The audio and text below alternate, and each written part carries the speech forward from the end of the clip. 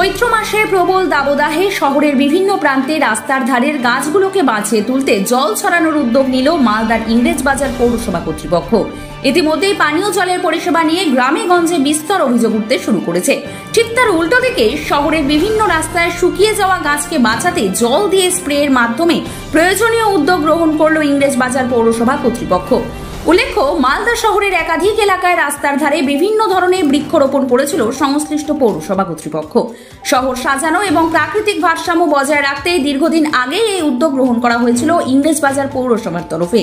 কিন্তু চৈত্রের তাপপ্রবাহ শুরু হতেই শহরের রাস্তার বিভিন্ন প্রান্তে থাকা গাছগুলি শুকাতে শুরু করেছে। আর সেই গাছে প্রাণ ফেরাতে এই পরিষেবা দেওয়ার ব্যবস্থা করেছে সংশ্লিষ্ট পৌরসভা কর্তৃপক্ষ, এমনটাই জানা গিয়েছে।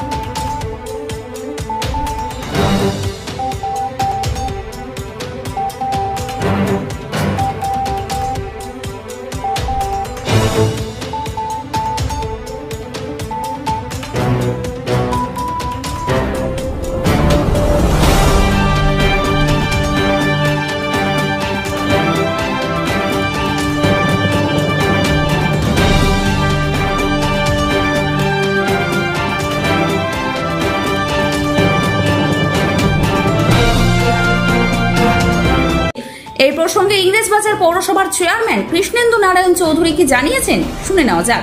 এগুলোকে বাঁচাতে হবে, মানুষকে বাঁচাতে হবে, পশু পাখিদের প্রাণীদের বাঁচাতে হবে। তার জন্য আমরা পৌরসভা এটা উদ্যোগ নিয়েছি। তীব্র তাপদাহের জন্য যদি গাছগুলো মরে যায়, আমাদের যদি রাস্তাতে ধুলা উড়ে অনেক অসুবিধার জন্য আমরা এই কাজগুলো করছি। আপনারা দেখছেন 24 ঘন্টা লাইভ, সত্যের খোঁজ 24 ঘন্টা রোজ। কি রে তোদের হলো?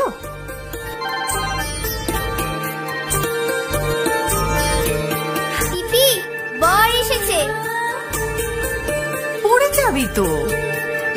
আমার বিয়ে, আমার বেনারসি, একটা নতুন গল্প তার, মন ছুঁয়েছে মনের মানুষ, স্বপ্ন যে আজ রঙিন।